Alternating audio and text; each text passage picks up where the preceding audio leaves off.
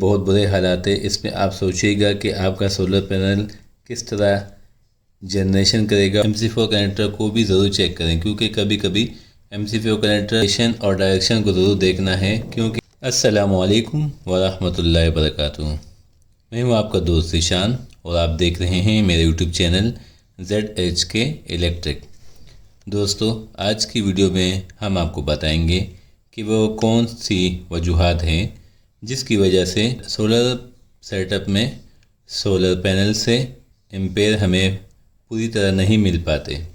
बहुत से दोस्तों ने इस बात की शिकायत की है कि हम सोलर सेटअप लगा तो लेते हैं पर इससे हमें पूरा फ़ायदा नहीं मिल पाता।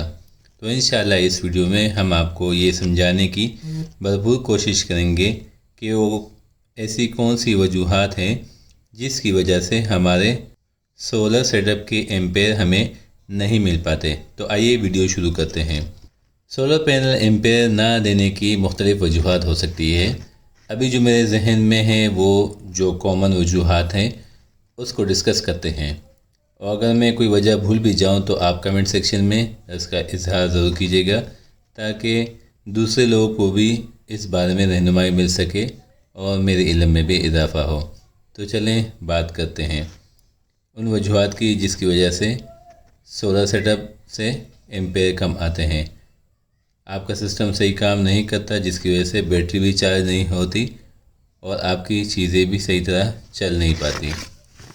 सोलर पैनल में एम्पेयर कम होने की सबसे पहली और ज़्यादा वजह वो है हमारी सुस्ती। यानी हमारी सुस्ती की वजह से सोलर पैनल हमेशा गंदा हो जाता है, क्योंकि अक्सर ये देखा गया है कि जहां हम सोलर सेटअप इंस्टॉल करके चले जाते हैं तो लोग बेफिक्र हो जाते हैं और यही सोचते हैं कि सोलर पैनल से हम मुफ्त में मज़े लेंगे और फ्री बिजली हासिल करेंगे, जो कि बहुत गलत तासुर है।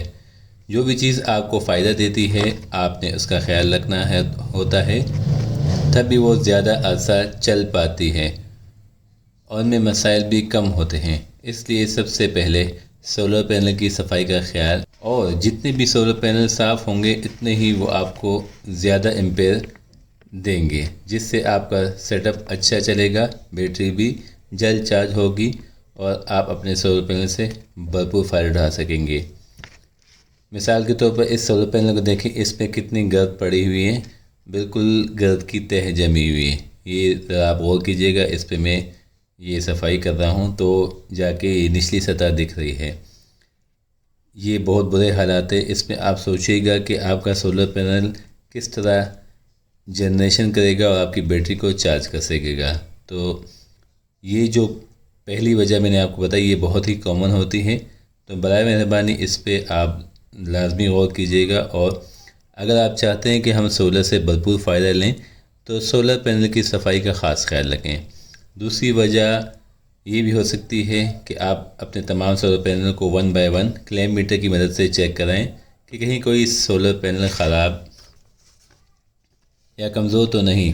याद रखें, जब आप इन्वर्टर के लिए सोलर पैनल की स्ट्रिंग्स सीरीज़ में बनाते हैं तो अगर उसमें एक भी पॉइंट आपका टूटा या उसका कोई एक भी सेल यानी सोलर सेटअप का ख़राब होगा सोलर पैनल में, तो आपकी पूरी सोलर पैनल की स्ट्रिंग ख़राब होगी। सिर्फ एक सोलर पैनल की ख़राब होने की वजह से आपकी पूरी स्ट्रिंग ना तो सही प्रॉपर वाट देगी और ना एम्पेयर दे पाएगी। तो इसलिए आपने 1 बाय 1 तमाम सोलर पैनल को चेक करना है, और इससे जो भी पैनल ख़राब हो उसको आपने फ़ौरन हटा देना है। ख़ासकर ऐसे पैनल टूटने की या ख़राब होने की ज़ाहिरी सूरत नहीं दिखे तो इसके बाद आप अपने MC4 कनेक्टर को भी ज़रूर चेक करें, क्योंकि कभी कभी MC4 कनेक्टर सही तरह जॉइंट नहीं होते और हीटअप की वजह से भी ख़राब हो जाते हैं और हम समझते हैं कि पैनल फॉल्टी है। साथ साथ जहां सोलर पैनल के वायर सोलर पैनल में कनेक्टेड होते हैं उस जगह को भी ज़रूर देखिएगा। इसके बाद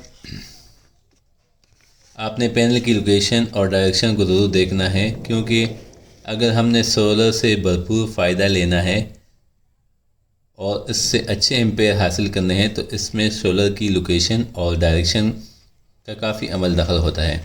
जैसा कि कॉमन सी बात है कि सोलर की साउथ फेसिंग की जानिब यानी जुनूब की तरफ होनी चाहिए। साउथ फेसिंग में करने से आपको सोलर पैनल पर धूप ज़्यादा वक्त तक रहेगी और हम ज़्यादा से ज़्यादा फ़ायदा ले सकेंगे। अगर आपने इससे भी ज़्यादा फ़ायदा लेना है तो आपको मूवेबल स्ट्रक्चर लगाने पड़ेंगे, जिसमें एक मैनुअली या ऑटोमेटिकली सिस्टम के बदौलत जहां सूरज का रुख हो वहां आप पैनल की डायरेक्शन चेंज कर सकते हैं। फिक्स सोलर स्ट्रक्चर में साउथ फेसिंग ही सबसे बेस्ट है। इसके बाद आते हैं कि हमेशा सोलर पैनल की एक साइड यानी ऊपरी साइड ऊंची होती है। अक्सर लोग सोलर पैनल को सीधा ही रख देते हैं, जिसकी वजह से सोलर पैनल के परफॉर्मेंस मुतासिर होती है। आप इस वीडियो में देख सकते हैं कि किस तरह सोलर की एक साइड उठी हुई है और दूसरी साइड नीचे है।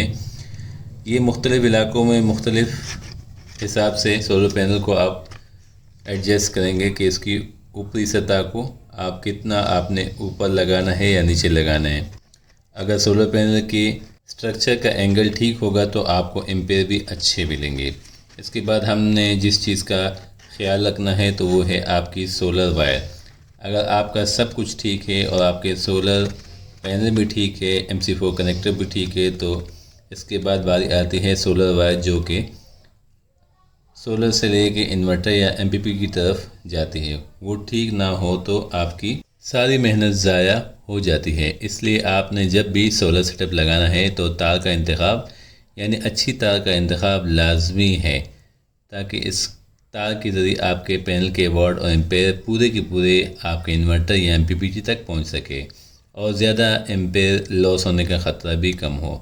अगर तार अच्छी नहीं होगी तो आपके वाट और एम्पेयर ज़ाया हो जाएंगे और आप पूरा फ़ायदा अपने सोलर सेटअप से नहीं हासिल कर पाएंगे। आगे बात करते हैं कि जो लोग PWM या MPPT में पैरेलल कनेक्शन करते हैं, सोलर पैनल को लगाते हैं, उनको ज़्यादा ध्यान देने की ज़रूरत है, क्योंकि सीरीज़ में वायर का इतना मसला नहीं होता जितना पैरेलल में होता है। क्योंकि पैरेलल कनेक्शन में एम्पेयर ज़्यादा हो जाते हैं। अगर आप पैरेलल कनेक्शन में एम्पेयर के हिसाब से वायर का इंतखाब नहीं करेंगे तो आपके एम्पेयर ज़ाया हो जाते हैं और आप अपने सोलर सेटअप से फ़ायदा नहीं ले सकेंगे। PWM इंस्टॉल करने वाले इस बात का ज़्यादा ध्यान देंगे, क्योंकि PWM सोलर चार्ज कंट्रोल में सिर्फ पैरेलल कनेक्शन होते हैं, सीरीज़ नहीं होते हैं।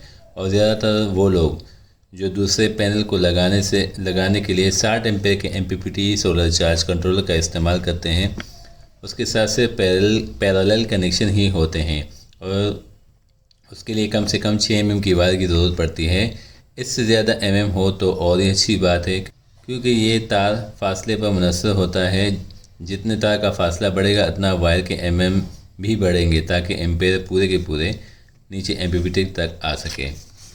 अगली बात ये कि आपके सोलर वायर में कोई जॉइंट नहीं होने चाहिए। अगर जॉइंट होगा तो लूज़ कनेक्शन का ख़तरा भी होता है, तो कोशिश करें कि लूज़ कनेक्शन से बचें। अपने MC4 कनेक्टर को भी चेक करें। अगर लूज़ कनेक्शन हो तो ये ना सिर्फ एम्पेयर ज़ाया होने का सबब बनते हैं, बल्कि इसमें सोलर पैनल में आग लगने का ख़तरा भी होता है। तो इसलिए आप सोलर पैनल में किसी भी लूज़ कनेक्शन को अवॉइड ना करें। इसके बाद कुछ लोग जो MPPT या PWM से अपने सोलर पैनल्स को के एम्पेयर का अंदाज़ा लगाते हैं, वो गलत तरीका है। MPPT या PWM solar charge controller actual ampere नहीं शो करते हैं और कुछ लोग कंफ्यूज भी हो जाते हैं। तो ये बात आप अपने जहन में रखें कि जो PWM या MPPT में जो एम्प शो हो रहे हैं वो ठीक नहीं होते।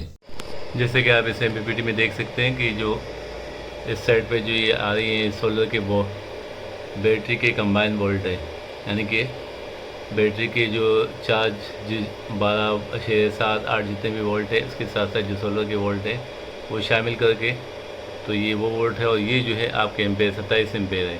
अब आप हैरान परेशान हो कि इधर 27 एम्पेयर क्यों है, तो उसकी वजह ये है कि इस पर ये लोड भी चल रहा है, फ्रिज वगैरह, और ये लोड चल रहा है। ये सोलर अकेले सोलर के एम्पेयर नहीं है, इसलिए कुछ लोग इधर से कंफ्यूज हो जाते हैं कि हमारा सोलर पैनल 27 एम्पेयर है, हालांकि ऐसा कुछ भी नहीं है।